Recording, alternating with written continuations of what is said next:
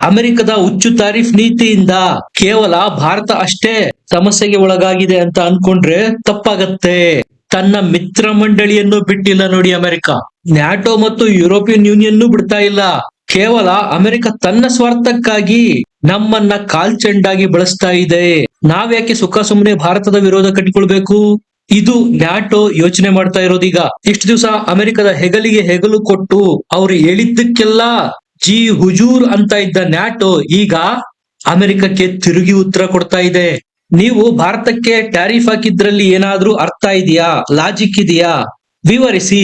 ಇಲ್ಲವಾದ್ರೆ ಭಾರತಕ್ಕೆ ಹಾಕಿರೋ 50% ಟ್ಯಾರಿಫ್ ನ ವಾಪಸ್ ಪಡೀರಿ ಅಂತ ಧಮ್ಕಿ ಹಾಕಿದೆ ನ್ಯಾಟೋ. ಇದಕ್ಕೆ ನೋಡಿ ಹೇಳೋದು, ಕೇಡುಗಾಲ ಬಂತು ಅಮೆರಿಕಕ್ಕೆ. ಫಸ್ಟ್ ಆಫ್ ಆಲ್ ನ್ಯಾಟೋ ರಚನೆಯಾಗಿದ್ದ ಉದ್ದೇಶ ಏನು? ಯಾವೆಲ್ಲ ಸದಸ್ಯ ರಾಷ್ಟ್ರಗಳಿರ್ತಾವೋ ಎಲ್ರು ಒಟ್ಟಿಗೆ ವ್ಯಾಪಾರ ಮಾಡ್ಬೇಕು, ಒಟ್ಟಿಗೆ ಲಾಭ ಮಾಡಿಕೊಳ್ಬೇಕು, ಪ್ರತಿಯೊಬ್ರು ಇನ್ನೊಬ್ರಿಗೆ ರಕ್ಷಣೆ ಕೊಡಬೇಕು. ಯಾವುದೇ ನ್ಯಾಟೋಯೇತರ ದೇಶ ನ್ಯಾಟೋದ ಯಾವುದೇ ಒಂದು ರಾಷ್ಟ್ರದ ಮೇಲೆ ದಾಳಿ ಮಾಡಿದ್ರೆ ಎಲ್ರು ಆ ವಿರೋಧಿ ದೇಶದ ಮೇಲೆ ಮುಗಿ ಬೀಳ್ಬೇಕು. ಈ ಒಂದು ಧ್ಯೇಯೋದ್ದೇಶ ಇಟ್ಕೊಂಡು ನ್ಯಾಟೋ ಫಾರ್ಮ್ ಆಯ್ತು. ಆದ್ರೆ ಅಮೆರಿಕ ಇದನ್ನ ದುರುಪಯೋಗ ಮಾಡ್ಕೊಳ್ತಾ ಇದೆ. ತನ್ನ ಬಳಕೆಗೆ, ತನ್ನ ತೆವಲನ್ನು ತೀರಿಸಿಕೊಳ್ಳೋದಿಕ್ಕೆ ನ್ಯಾಟೋನ ದುರ್ಬಳಕೆ ಮಾಡ್ಕೊಳ್ತಾ ಇದೆ. ಉಕ್ರೇನ್ ರಷ್ಯಾ ವಾರ್ ಅದಕ್ಕೆ ಜೀವಂತ ಉದಾಹರಣೆ. ಸಂಪೂರ್ಣ ನ್ಯಾಟೋ ಸಂಘಟನೆಯನ್ನ ತನಗಾಗದವರ ಮೇಲೆ, ಶತ್ರುಗಳ ಮೇಲೆ ಛೂ ಬಿಡೋದಕ್ಕೆ ಬಳಸುತ್ತೆ ಅಮೆರಿಕ. ಲೇಟ್ ಆಗಾದ್ರೂ ಲೇಟೆಸ್ಟ್ ಆಗಿ ಎಲ್ಲ ನ್ಯಾಟೋ ದೇಶಗಳು ಒಂದೊಂದಾಗಿ ಅರ್ಥ ಮಾಡ್ಕೊಳ್ತಾ ಇದಾವೆ. ಅಮೆರಿಕಕ್ಕೆ ನಾವು use and throw tissue paper ರೀತಿ ನಮ್ಮನ್ನ ಬಳಸಿ ಬಿಸಾಡ್ತಾ ಇದೆ. ಇವರ ತೆವಲಿಗೆ, ದರ್ದಿಗೆ ನಾವ್ಯಾಕೆ ಭಾರತದಂತಹ ದೊಡ್ಡ ಮಾರ್ಕೆಟ್ ನ ವಿರೋಧ ಕಟ್ಕೊಳ್ಬೇಕು? ದೊಡ್ಡಣ್ಣನ ಮಾತು ಕೇಳ್ತಾ ಹೋದ್ರೆ ನಮ್ಮ ರಕ್ಷಣೆಗೆ ಡ್ಯಾಮೇಜ್ ಆಗೋದಲ್ದೆ ನಮ್ಮ ಅರ್ಥವ್ಯವಸ್ಥೆ, ಆಮದು ರಫ್ತಿನ ಮೇಲೆ ವ್ಯತಿರಿಕ್ತ ಪರಿಣಾಮ ಬೀರುತ್ತೆ. ಅಮೆರಿಕದ ವಿರುದ್ಧ ಧ್ವನಿ ಎತ್ತುತ್ತಾ ಇದಾವೆ ಈಗ ನ್ಯಾಟೋ ದೇಶಗಳು. ಅಮೆರಿಕ ವಿರುದ್ಧ ಭಾರತದ ಪರವಾಗಿ ನ್ಯಾಟೋದಲ್ಲಿ ಬಿಲ್ ಪಾಸ್ ಮಾಡೋದಕ್ಕೆ ಹೊರಟಿದಾವೆ ಸದಸ್ಯ ದೇಶಗಳು. ಸಿಂಪಲ್ ಒಂದೇ ಒಂದು ಎಕ್ಸಾಂಪಲ್ ಹೇಳ್ತೀನಿ ಕೇಳಿ. ಜರ್ಮನ್ ಪತ್ರಿಕೆ ಏನಂತ ವರದಿ ಮಾಡಿತ್ತು? ಟ್ರಂಪ್ 4 ಬಾರಿ ಫೋನ್ ಮಾಡಿದ್ರು ಕ್ಯಾರೆ ಅನ್ಲಿಲ್ಲ, ಫೋನೇ ರಿಸೀವ್ ಮಾಡ್ಲಿಲ್ಲ. ಇದರ ಹಿಂದಿರ್ತಕ್ಕಂಥ ಉದ್ದೇಶ ಏನ್ ಗೊತ್ತಾ? ಇದನ್ನ ಆ ಪತ್ರಿಕೆ ಬಹಿರಂಗ ಮಾಡಿದ ಉದ್ದೇಶ ಟ್ರಂಪ್ಗೆ ಹೀನಾಮಾನ ಅವಮಾನ ಮಾಡಬೇಕು ಅನ್ನೋದೇ. ಟ್ರಂಪ್ರ ಅಹಂಕಾರ, ದುರಹಂಕಾರಕ್ಕೆ ಪೆಟ್ಟು ಕೊಡಬೇಕು ಅನ್ನೋದೇ. ಮೊದಲಿನಂತಿಲ್ಲ ಅಮೆರಿಕ ಈಗ. ಅದರ ಗತ್ತು ಅಂತಾರಾಷ್ಟ್ರೀಯ ಮಟ್ಟದಲ್ಲಿ ದಿನದಿಂದ ದಿನಕ್ಕೆ ಕ್ಷೀಣಿಸ್ತಾ ಇದೆ. ಭಾರತದಂತಹ ದೊಡ್ಡ ದೇಶವನ್ನು ಎದುರಾಕೊಂಡ್ರೆ ಏನಾಗತ್ತೆ ಅನ್ನೋದಕ್ಕೆ ಇದೊಂದು ಎಕ್ಸಾಂಪಲ್. ದುರಹಂಕಾರಿ ಅಮೆರಿಕದ ವಿರುದ್ಧ ಎಲ್ಲ ನ್ಯಾಟೋ ದೇಶಗಳು ಒಂದಾಗ್ಬೇಕು ಅನ್ನೋದೇ ಜರ್ಮನ್ ಪತ್ರಿಕೆ ಇದನ್ನ ಬಹಿರಂಗ ಮಾಡಿದ್ರ ಹಿಂದಿನ ಉದ್ದೇಶ. ನಿಮಗೆ ನೆನಪಿರ್ಲಿ, ಜರ್ಮನಿ ಒಂದು ನ್ಯಾಟೋ ಕಂಟ್ರಿ. ಈಗ ಒಂದೊಂದೇ ದೇಶಗಳು ಅಮೆರಿಕದ ಕಪಿಮುಷ್ಟಿಯಿಂದ ಹೊರಗಡೆ ಬರ್ತಾ ಇದಾವೆ, ಭಾರತದ ಸಪೋರ್ಟ್ಗೆ ನಿಲ್ತಾ ಇದಾವೆ. ನ್ಯಾಟೋದಲ್ಲಿ ಒಟ್ಟು 32 ದೇಶಗಳು ಬರುತ್ತೆ. ಈ ಎಲ್ಲಾ ನ್ಯಾಟೋ ಕಂಟ್ರೀಸು ಭಾರತದ ಮೇಲೆ ಒಂದಲ್ಲ ಒಂದು ರೀತಿಯಲ್ಲಿ ಡಿಪೆಂಡೆಂಟ್ ಆಗಿದಾವೆ. ಫ್ರಾನ್ಸ್ ಸಹ ನ್ಯಾಟೋದ ಫೌಂಡಿಂಗ್ ಮೆಂಬರು. ಫ್ರಾನ್ಸ್ ಮತ್ತು ಭಾರತದ ಸ್ನೇಹದ ಬಗ್ಗೆ ನಿಮ್ಗೆ ಗೊತ್ತೇ ಇದೆ. ರಾಫೇಲ್ ನಂತಹ ಯುದ್ಧ ವಿಮಾನನ ಫ್ರಾನ್ಸ್ ನಿಂದ ಪರ್ಚೇಸ್ ಮಾಡಿದ್ದೀವಿ ನಾವು. ಹೀಗಿರುವಾಗ ಹುಚ್ಚಪ್ಪ ಟ್ರಂಪ್ ಮಾತ್ ಕೇಳಿ ಭಾರತದಂತಹ ದೊಡ್ಡ ಮಾರ್ಕೆಟ್ ನ ಕಳೆದುಕೊಳ್ಳೋದಿಕ್ಕೆ ನ್ಯಾಟೋ ಕಂಟ್ರಿಗಳಿಗೇನು ಅಮೆರಿಕದ ರೀತಿ ಹುಚ್ಚಿಡ್ದಿದ್ಯಾ? ಅದರ ಭಾಗವಾಗಿ ಜರ್ಮನಿ ಮತ್ತು ಫ್ರಾನ್ಸ್ ನಂತಹ ದೇಶಗಳು ಸಿಡಿದೆದ್ದಿದ್ದಾವೆ ಅಮೆರಿಕದ ವಿರುದ್ಧ. ಫ್ರಾನ್ಸ್ ನ ರಾಷ್ಟ್ರಾಧ್ಯಕ್ಷರು ಈಗಾಗಲೇ ಭಾರತದ ಪರವಾಗಿ ಬ್ಯಾಟಿಂಗ್ ಬೀಸಿದ್ದಾರೆ. ಭಾರತ ಎಲ್ಲಿಂದಲಾದ್ರೂ ಆಯಿಲ್ ಪರ್ಚೇಸ್ ಮಾಡ್ಲಿ, ಮೂಗು ತೂರಿಸೋದಕ್ಕೆ ನಾವ್ ಯಾರು? ಅಮೆರಿಕದ ಶತ್ರು ರಾಷ್ಟ್ರ ರಷ್ಯಾ ಅಂದ ಮಾತ್ರಕ್ಕೆ ಅಲ್ಲಿಂದ ಆಯಿಲ್ ಪರ್ಚೇಸ್ ಮಾಡುವಂತಿಲ್ಲ ಅಂತ ನಿರ್ಬಂಧ ಇರೋದ್ರಲ್ಲಿ ಏನಾದ್ರೂ ಅರ್ಥ ಇದೆಯಾ? ಇದು ಫ್ರಾನ್ಸ್ ನ ಅಧ್ಯಕ್ಷರು ಡೈರೆಕ್ಟ್ ಆಗಿ ಅಮೆರಿಕಕ್ಕೆ ಕ್ಲಾಸ್ ತೆಗೆದುಕೊಂಡಿದ್ರು ಭಾರತದ ಸಪೋರ್ಟ್ಗೆ ಬಂದು. ಸ್ಪಷ್ಟ ಆಗ್ತಾ ಇದೆ, ಅಮೆರಿಕ ತನ್ನ ಗ್ರಿಪ್ ಅನ್ನ ಮಿತ್ರ ಮಂಡಳಿನಲ್ಲೇ ಕಳ್ಕೊಳ್ತಾ ಇದೆ. ಪ್ರಪಂಚ ಮಲ್ಟಿಪೋಲರ್ ಆಗಿದೆ. ಅಮೆರಿಕ, ಚೀನಾ, ಭಾರತ, ರಷ್ಯಾ ಈ ರೀತಿ ಬೇರೆ ಬೇರೆ ಶಕ್ತಿ ಕೇಂದ್ರಗಳು ಉದಯಿಸಿದಾವೆ. ಅನೇಕ ದೇಶಗಳು ಅಮೆರಿಕದ ಸರಿಸಮಾನವಾಗಿ ಬೆಳೆದಿದ್ದಾವೆ. ಈಗ ನ್ಯಾಟೋದ ಒಳಗಿನಿಂದನೇ ಧ್ವನಿಗಳು ಕೇಳಿ ಬರ್ತಾ ಇದಾವೆ. ಅಮೆರಿಕಾನೇ ನ್ಯಾಟೋದಿಂದ ಕಿಕ್ ಔಟ್ ಮಾಡಿದ್ರೆ ಹೇಗೆ? ಇವರು ಬೇಡ, ಇವರ ಸಹವಾಸವೂ ಬೇಡ. ತಮ್ಮ ಸ್ವಾರ್ಥ ಸಾಧನೆಗಾಗಿ ನಮಗೆ ಇಲ್ಲದ ಹೊಸ ಶತ್ರುಗಳನ್ನು ಹುಟ್ಟಿ ಹಾಕ್ತಾ ಇದ್ದಾರೆ. ಇವರು ಫಾಯ್ದಾ ಮಾಡ್ಕೊಳ್ಳೋದಿಕ್ಕೆ ನ್ಯಾಟೋದ ಹೆಸರನ್ನು ಬಳಸಿ ನಮಗೆ ಲಾಸ್ ಮಾಡ್ತಾ ಇದ್ದಾರೆ. ಯುರೋಪಿಯನ್ ಯೂನಿಯನ್ ನಲ್ಲೇ ಇಬ್ಬಾಗ ಆಗ್ತಾ ಇದೆ. ಈಗಾಗಲೇ ಯುಕೆ ಯುರೋಪಿಯನ್ ಯೂನಿಯನ್ ನಿಂದ ಹೊರಗೆ ಬಂದಾಗಿದೆ.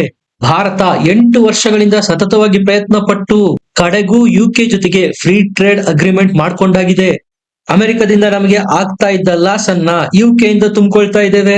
ಅಷ್ಟೇ ಅಲ್ಲ, ಭಾರತದ ಚಾಣಾಕ್ಷ ನಡೆ ಮತ್ತೊಂದಿದೆ. ನ್ಯಾಟೋದ ಜರ್ಮನಿ ಮತ್ತು ಫ್ರಾನ್ಸು ಭಾರತಕ್ಕೆ ಬಲವಾಗಿ ಸಪೋರ್ಟ್ ಮಾಡ್ತಾ ಇದ್ದಾವೆ ಅಮೆರಿಕದ ವಿರುದ್ಧ.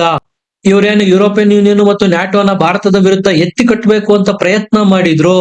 ಆ ಪ್ರಯತ್ನ ಫ್ಲಾಪ್ ಶೋ. ಇಲ್ಲಿ ಯುರೋಪಿಯನ್ ಯೂನಿಯನ್ ಮತ್ತು ನ್ಯಾಟೋದ ಸ್ವಾರ್ಥ ಸಹ ಇದೆ. ಒಂದು ವೇಳೆ ಭಾರತದಂತಹ ಬಲಾಢ್ಯ ರಾಷ್ಟ್ರ ಟ್ರಂಪ್ರ ಟ್ಯಾರಿಫ್ ನೀತಿಯಿಂದ ಬೇಸತ್ತು ರಷ್ಯಾ ಮತ್ತು ಚೈನಾದ ತೆಕ್ಕೆಗೆ ಜಾರ್ತು ಅಂದ್ರೆ ರಷ್ಯಾ ಬಲಗೊಳ್ಳುತ್ತೆ, ಚೈನಾ ಬಲಗೊಳ್ಳುತ್ತೆ.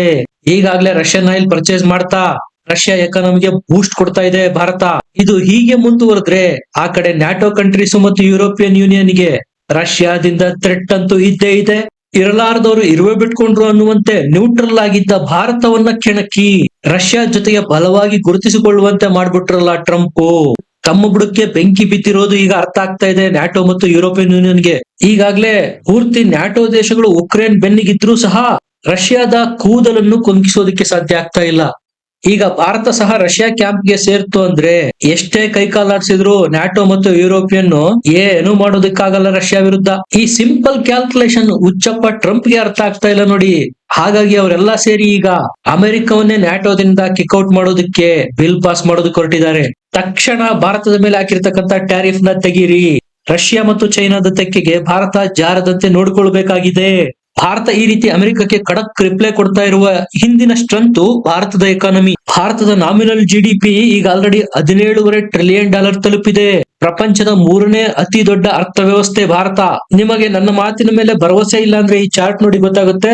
ಜಿಡಿಪಿಯನ್ನ 2 ವಿಧದಲ್ಲಿ ಮೆಜರ್ ಮಾಡ್ತಾರೆ. ಒಂದು PPP, ಪೀಪಲ್ಸ್ ಪರ್ಚೇಸಿಂಗ್ ಪವರ್, ಇನ್ನೊಂದು ನಾಮಿನಲ್ ಜಿಡಿಪಿ. ನಾಮಿನಲ್ ನಲ್ಲಿ ನಮ್ಮ ಜಿಡಿಪಿ $4.5 ಟ್ರಿಲಿಯನ್ ಇದೆ. ಅದೇ PPP ನಲ್ಲಿ $17.5 ಟ್ರಿಲಿಯನ್. ನೀವು ಭಾರತದಲ್ಲಿ ಒಂದು ಪಿಜ್ಜಾ ತಿಂದ್ರೆ ಅದಕ್ಕೆ $200 ಕೊಟ್ರೆ ಅದೇ ಪಿಜ್ಜಾದ ಬೆಲೆ ಅಮೆರಿಕದಲ್ಲಿ $800 ಕೊಡ್ಬೇಕಾಗತ್ತೆ. ಗಮನ ಕೊಡಿ, ನಾನು ಹೇಳ್ತಾ ಇರೋದು ರೂಪಾಯಿಯಲ್ಲಿ.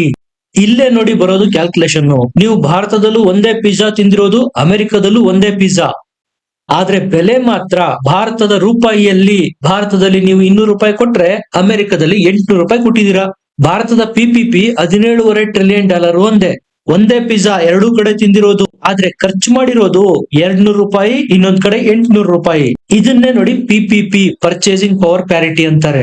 ಇನ್ನು ಕ್ಲಾರಿಟಿಯಿಂದ ಹೇಳ್ಬೇಕಾದ್ರೆ ಜಿಡಿಪಿಯ ಸೂಕ್ತವಾದ ಮಾನದಂಡ ನಾಮಿನಲ್ ಅಲ್ಲ, PPP, ಪರ್ಚೇಸಿಂಗ್ ಪವರ್ ಪ್ಯಾರಿಟಿ. ಅಂದ್ರೆ ನಿಮ್ಮಲ್ಲಿ ದುಡ್ಡು ಎಷ್ಟಿದೆ ಅನ್ನೋದಕ್ಕಿಂತ ಆ ದುಡ್ಡಿನ ಮೌಲ್ಯದಿಂದ ಎಷ್ಟು ಕ್ವಾಂಟಿಟಿಯ ವಸ್ತುವನ್ನು ಪರ್ಚೇಸ್ ಮಾಡಬಹುದು ಅದನ್ನೇ ಇದು ತಿಳಿಸೋದು. ನಮ್ಮ ಹತ್ರ ಕಡಿಮೆ ದುಡ್ಡು ಇರಬಹುದು, ನಮಗೆ ಕಂಪೇರ್ ಮಾಡ್ಕೊಂಡ್ರೆ ಅಮೆರಿಕದ ಬಳಿ ಜಾಸ್ತಿ ಇರಬಹುದು, ಆದ್ರೆ ಖರ್ಚಿನ ವಿಚಾರಕ್ಕೆ ಬಂದ್ರೆ ಅವ್ರು ಎಷ್ಟು ಖರ್ಚು ಮಾಡಿ ಯಾವ ವಸ್ತುಗಳನ್ನು ಪರ್ಚೇಸ್ ಮಾಡ್ತಾರೋ ಅಂತದ್ದೇ ವಸ್ತುಗಳನ್ನ ನಾವು ಕಡಿಮೆ ಖರ್ಚು ಮಾಡಿ ಪರ್ಚೇಸ್ ಮಾಡ್ತೇವೆ.